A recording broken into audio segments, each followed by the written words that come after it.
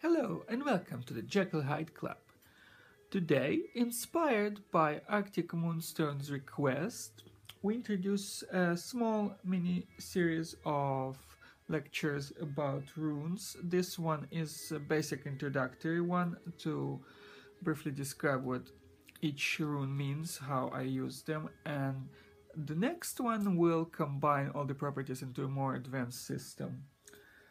So, the runes are known as the Elder Furthark in this case. There's also the younger Furthark, but the ones I've been trained with were the Elder Furthark. Those are the ones that could be informally called the Viking runes, because the Vikings primarily used them for different purposes. Of course, there's divination, scrying into the past or the future, all kinds of types of scrying. There's healing, where the shaman can heal the sick using the runes. There's protection against physical ailments, against spiritual maladies. There is learning, education. In modern days, we also use them for meditation. There are some hints in the Poetic Edda that points to the fact that maybe some shamans used it also for spiritual advancement, but this is not, strictly speaking, accurately documented, so we cannot speak about it too much, only about what modern practitioners do. Some of the divination methods that we know of come from the days of Tacitus, the Roman historian who also wrote Ab Urbe Candida about the Roman history itself and the development of the Roman city as a concept and what it entails. So he is a good, well-documented source. Other sources go to Julius Caesar when he was describing the Gauls.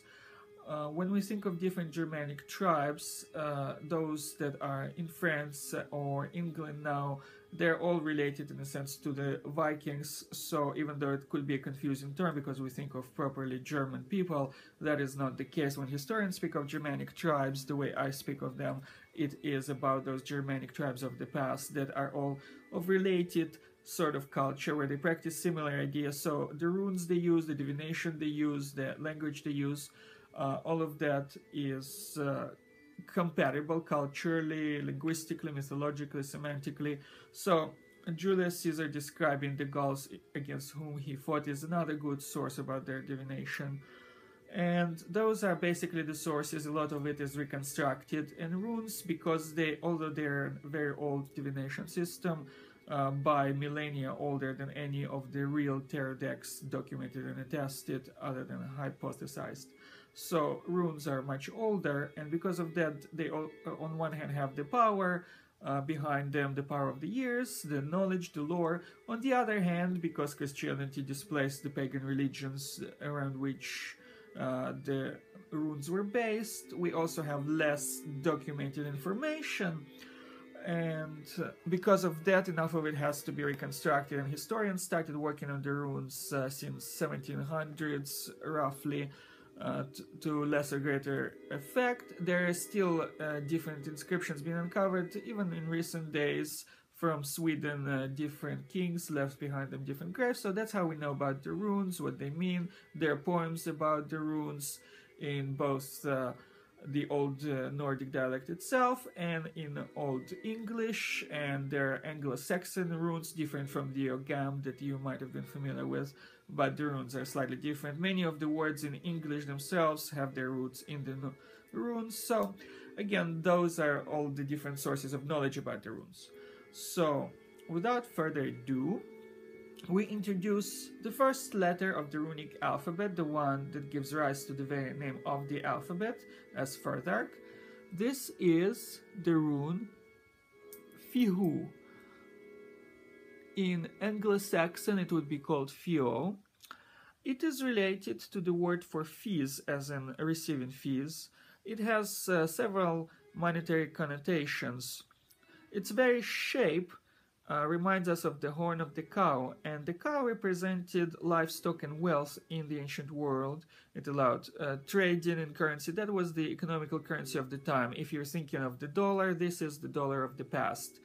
The cow had great significance even in mythology, because you would probably know about the cow Ausumla of Nordic mythology that basically contributed to the creation of life itself, similar to other cows and other types of mythologies such as Heather, or some would say Hera, Io, and then there is the Indian holy cow, of course. So there are many cows, and this was not a different cow, it was also a very important one, and because of that and other reasons it signified wealth. We'll touch on it more later, but it's about wealth, it's about prosperity, and I use it in some other purposes for motivation, psychologically speaking, or magically speaking in magical terms for sameness, because enough of the magic is based on the self, improving the self, helping the self blend, helping cope, so the runes can help with that too, and this is the rune Fehu.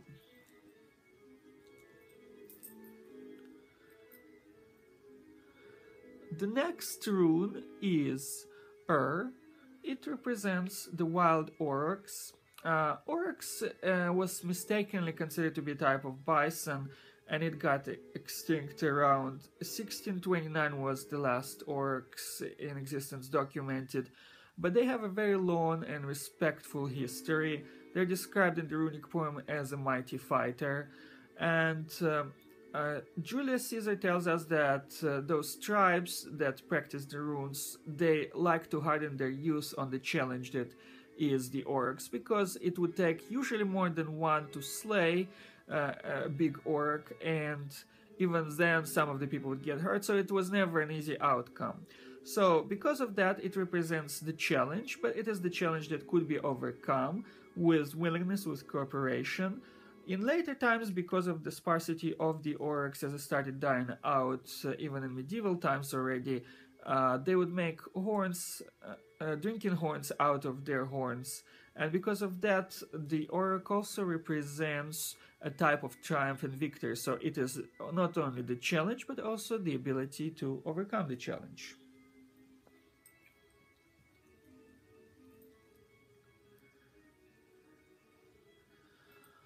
The next rune in question is Thorn. It is named after the thorn you know of, but its original meaning had to do with the frost giant who always posed obstacles for the god Thor wherever he went. He was the proverbial hero liberator, and he had to fight against obstacles, and Thorn represents an obstacle in daily existence as well, where you try to do something and a plan has to be interrupted.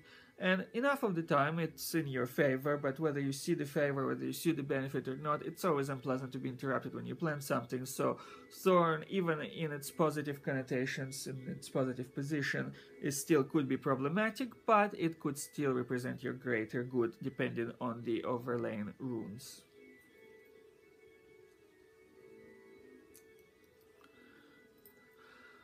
Rad, or Raido. This is the rune that gives us the word, the familiar word for road, because it contributes to traveling, and as such it also contributes to communication, to exploration, to understanding, and other similar processes having to do with the influences of Mercury and sometimes Gemini, in which we're now.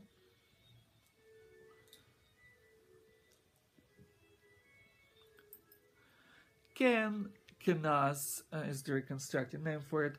Torch, knowledge, flame, passions. It has all kinds of meanings of the deeper knowledge. It's the kind of knowledge that you would expect from somebody like Gandalf, for example, where he has this personal information that because of his travels that he has gathered. As such, it nicely follows the rune Rad that we covered earlier, because the one represents the travel, and this is the result.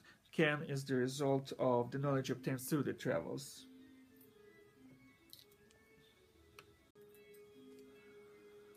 Our next rune is Jifu, gift.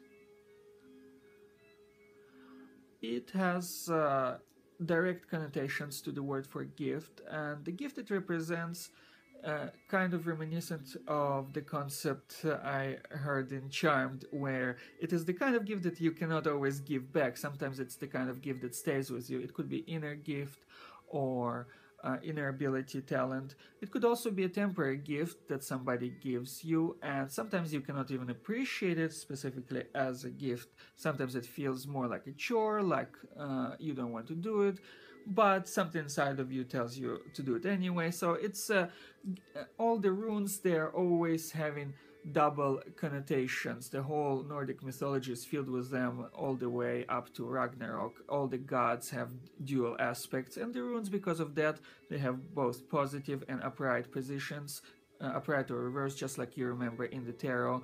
Some people consider them irreversible, some of them, but I don't always subscribe to that notion myself. I always feel that there are some shades that explain, and it makes sense more to see some positive shades and some negative, certain inclinations, if you will. At any rate, this is the rune gift. I think I was able to trace it back to the Celtic god Gabanus of lightning, but all of that can get complicated, so I would cover it more in the more advanced section. The next rune is Win.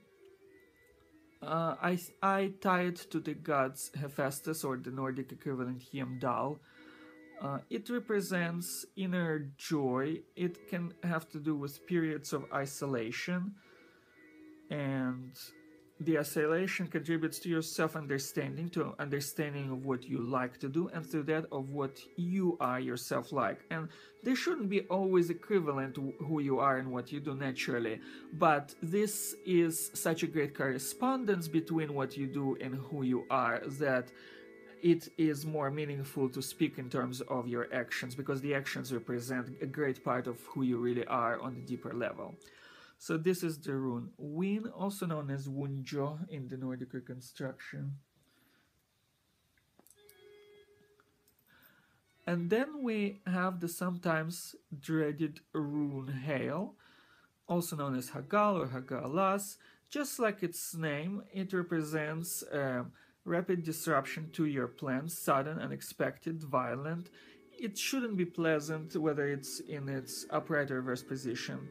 But when looking back, when you can be objective about the situation of the past, you can say, well, okay, maybe that allowed me to get myself to this path right now, and that's where I should be. So in that sense, it was positive. But at the time when it happened, no, I wasn't feeling like it was positive. I couldn't relate to that. And that's okay. It's a natural response. Even metaphysical practitioners who are experts in cleansing themselves and making themselves better and whatever else, improving themselves, they can still sometimes need time to get their emotions on the same level as their more evolved logic is concerned. So Hail allows us to reconcile that logic and emotion, but it takes effort and it takes time.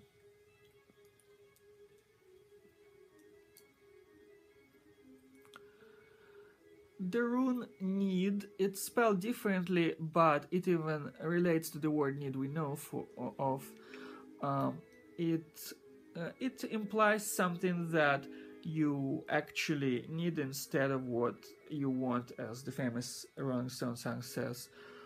So you would get exactly what you need, but whether you like it or not, it might not always be the case, because sometimes there's something that you prefer because it's easier for you, because it's within your comfort zone, but it might not be what is needed for your greater development. And those of you who are metaphysically based and versed in metaphysical, new age, whatever modalities, you know how it is exactly, I'm sure.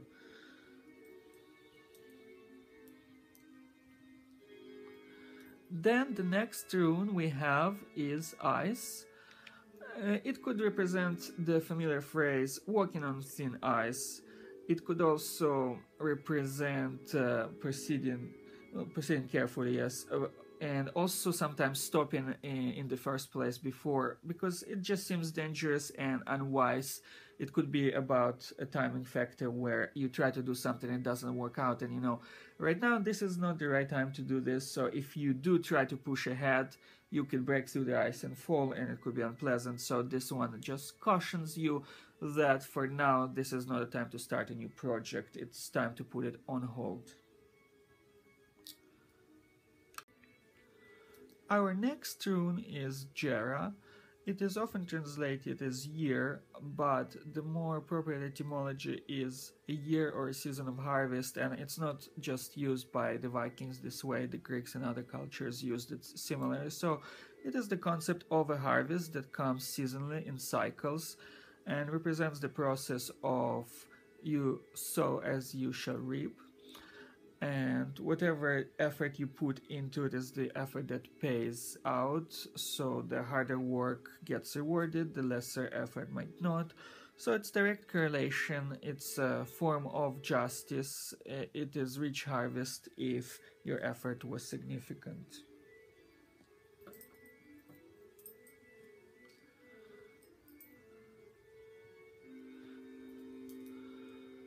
And then we have year, the yew tree.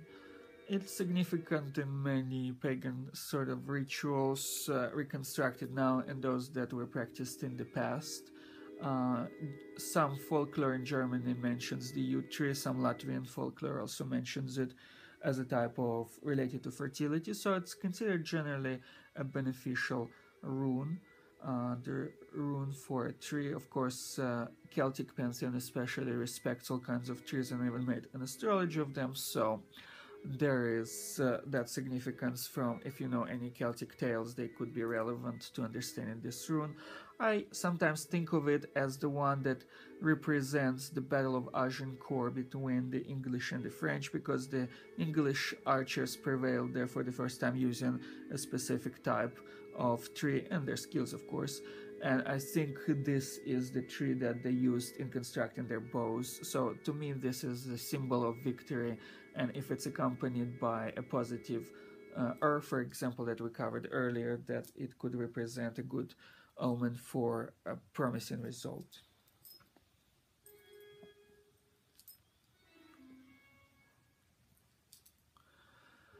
P-Ors is very interesting, linguistically of uncertain origins. There have been many meanings proposed for it, from a chess piece to a game piece to all kinds of unrelated concepts. Some people online even suggested a Greek connection to the word for rock, Petros, but I don't think this one is a sound. I think it's the very fact that there is ambiguity about P-Ors and its meaning. It represents that it is hidden and secret, and it represents forces outside of your understanding currently. It's hidden knowledge that will be revealed eventually, come to the forefront, and will become influential for new choices, new decisions. But right now, when you're casting the runes, if it shows up, then it's just basically something secret that you don't know yet, some factors that your logical mind at least has not considered, where the intuition might already have picked up, and the runes often go with the higher senses and attune them even higher when possible. So that would be the idea behind this rune.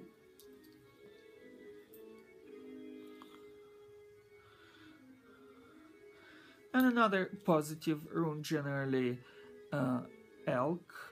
It could represent an effort for the sake of success, and even though it's generally positive, it could require giving up something to gain something, so it is a balanced kind of rune, again, more positive than not, but in reverse positions it would require maybe a sacrifice that one is not willing to give.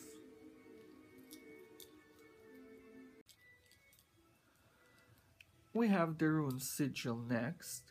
It is the rune of the sun.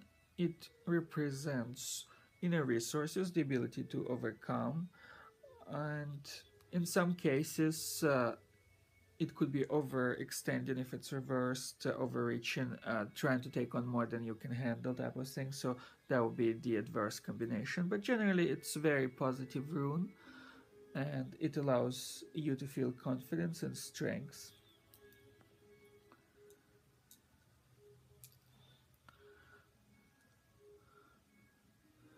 The next one is the rune Tyr. It represents justice. It's dedicated to the god Tyr himself. So when some people call it Tiwaz based on the reconstructed lexicon, it seems sort of rune to me because the god was spelled a different way. So if it's dedicated to the god Tyr, then it should be spelled like the word Tyr to my mind.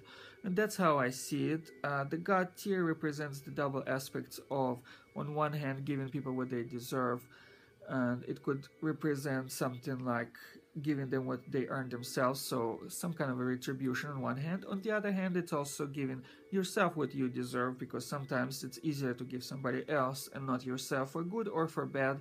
And because of that, we see Tyr as that double-headed pointed arrow. I consider it equivalent symbolically to the axe known as the Labrys. That's a double-headed axe, and that is the kind that the Vikings could also have used at certain points of their history, because it is like a double-edged sword that could heal or could hurt or could just be misused. So there are many aspects to that Tyr, and good to keep in mind. Then we have Bjork or Berkana. It's the birch tree, and I've seen it mentioned in historical text in association with veneration of the Germanic goddess Perthro. It is some kind of a ritual that's supposed to expand fertility when the birch tree is concerned, so I would use it for some kind of creative success. Whatever it is you're working on is coming to fruition, will be helpful, would be useful, that kind of a thing. So it's usually a good omen whenever it shows up. Unless all the other runes disagree, this would be a good promise.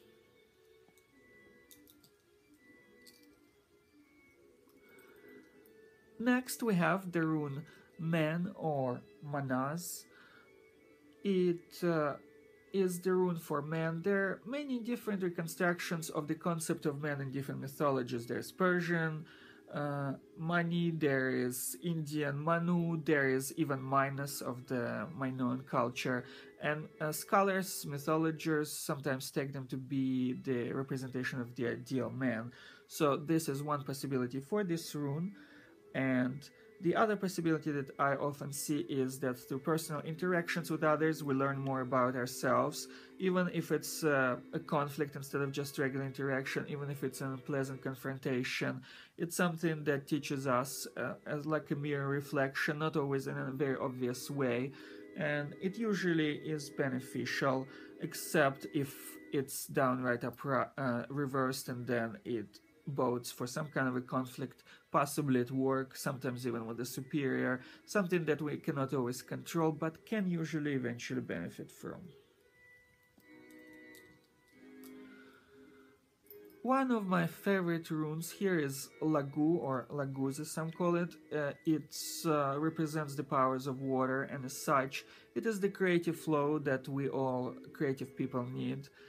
It's the kind that you go effortlessly and your projects come to fruition and it takes minimal effort and such. In the negative, it could be overreaching, being too sensitive, seeing too many undercurrents. It's where emotions are getting the better of you. Emotions often associated with water in symbolic terms, as many of you know, of course.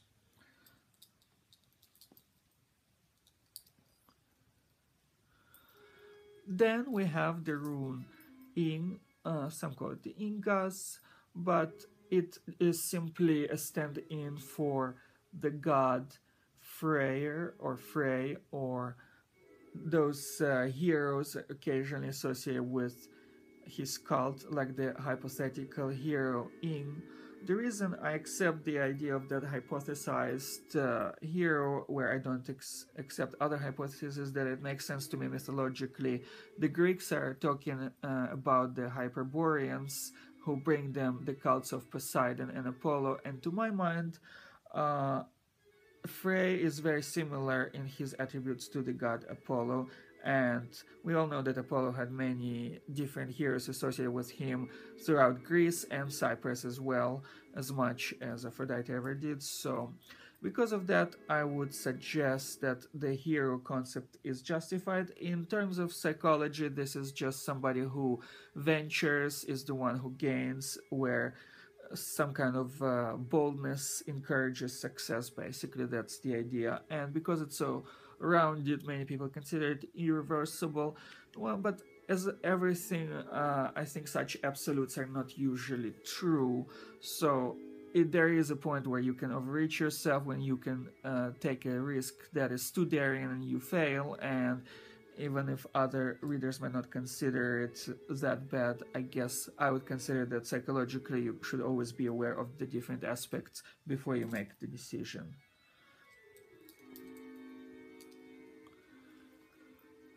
And then we have the horse.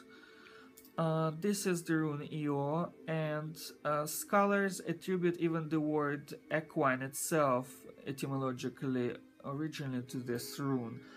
So it is the epitome of the horse. You all know different horse gods and how horse represents the ability to travel through the world. It gives you more options, and you surely know about the chariot card, where there's the balance involved, where you have to move just the right way, not too fast, not too slow, where you have to decide where action is better, where inaction is better. All those aspects definitely apply to the horse and how to use it. So it can be definitely promising, and it could say something simple as move ahead, or in a more complex reading it would say move ahead eventually, but not right now, because with the runes timing could be important. 6 months from now could change the outcome, because runes are very practical. They're oriented on seasons, on nature, on those cycles.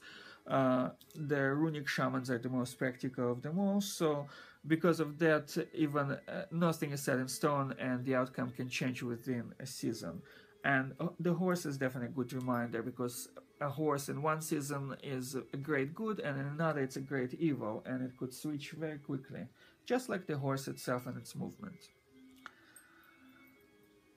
Then we have the rune Dag or Dagaz, but basically it is our word for day. If you remember, of course, the words such as like name Friday, for example, so it would be spelled as Freya Dag type of thing. So that's where day comes from to our language. So it means new beginnings, new openings, new opportunities. It has that complex nature of every opportunity, that some opportunities need to be missed, that some cannot be missed and would always recur. That idea of the door closing, windows open. There are different aspects and philosophies of opportunity, and many of them are represented by this simple rune. But to remember it easily, it's just about a new day dawns, so something new could happen, new and exciting, new possibilities. Very nice.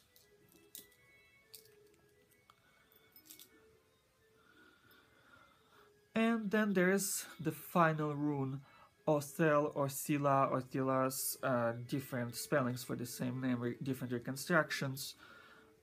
It means some kind of a death. Often I consider it a type of a karmic death at times. At times it's something, the idea of where you force yourself to do something and you tell yourself, I should do this because such and such, I feel uncomfortable, socially awkward not to do it. And this would be this kind of a self-imposed death too, the kind that does not need to happen, and when it's followed, it entangles you further into a mess that you don't want to deal with later. So it creates obligations, it creates entanglement. It is a self-imposition that it is unnatural in the best of circumstances, but when it's in its positive position, it could just mean some kind of a positive development from the quarters of your family or your past where it's resolved. So it could have definitely positive associations too, but generally I think of it as some kind of type of entanglement, that sometimes a debt that's rational and justified and sometimes not. And then the one rune I have not covered yet is one of my favorites. It's Anzur. It's supposed to come early in some counts, but I like it sometimes to use it either in the beginning or the end because it's so important. It's the rune for mouse. It talks about taking good advice, and the runes themselves, they're that kind of advice. So for me, sometimes this rune represents the entire rune set, and it connects mythologically to several things. The way I was taught, I'm reminded of the head of my mirror that was cut off because it didn't always speak the relevant bits that the Aesir allowed the Vanir to speak. and because of that he was respected for his wisdom, Mimir was, but then he didn't know always how to use it wisely, and it seems like he learned after his head was cut off. Well, the Vikings were brutal people, but they also had wisdom. So basically the mythological story I interpret as this is the relevant bits of advice, the kind that can be used, the learning, the understanding. It's also based on practical experience. It's also based on the idea that sometimes knowledge and understanding come from the most unexpected sources. When you least expect them, they are there. You have to be ready to accept that kind of wisdom, and that's kind of the advice of all the runes themselves, at any rate. So that has been 24 runes for you, the Elder Furthark, named after the first 6 of the runic set. There is sometimes an additional rune added to them. It's called the Blank rune, and it represents the powers of Weird. But this rune was not originally part of the runic alphabet in truth. Sometimes when you study runes, the Elder Furthark especially, you don't just study runes, you sort of study the way of the author thinking about the runes. So in this case, the Blank rune represents the way of thinking of a famous scholar who made runes popular since the 80s, Ralph Bloom. And he introduced them, and he made very interesting ideas about the runes, how to work with them associatively, like a kind of a Rorschach test, and he had many good contributions, but this does not appear to me one of them, because it is unnecessary to rely or to use the power of fate. The power of fate is always there. The Norns had such great powers over in mythology, even that even gods had to listen to them, just like the Greek gods to the Moiras. So the powers of fate, since they're always present, there is no reason for me personally to designate them into a special category, and I don't see the point. Enough of the decisions that I try to make and base them on casting the runes, that rune would come up one way or another, so it just became less relevant than some. But it is up to your preference. There are many good books that could augment your understanding and reading. There is this one, for example, that I like a lot, Discover the Runes by Tony Willis. There's enough by the runic scholar Eldred Thorson, also known as Stephen Flowers. There is Paul Rees-Mountfort. But if you want some more in-depth, then stay tuned for the next lecture, because runes have more than one even type of numerology. Some people only use one, but as a numerologist I tried to work with it and found several based on the 9 worlds, based on the 8 years. There's different complex systems of astrology that, despite them usually being considered a Greek thing or something related, they could also be used for Nordic mythology and the runes and the influences. So there's astrology, there's numerology. Some people use gemstones like Tony Willis. I use mythological, psychological reconstructions type of thing. So if you want to understand runes more in depth, stay tuned for lecture number 2 on how to use the runes in a reading. And until then, stay spooky, my friends.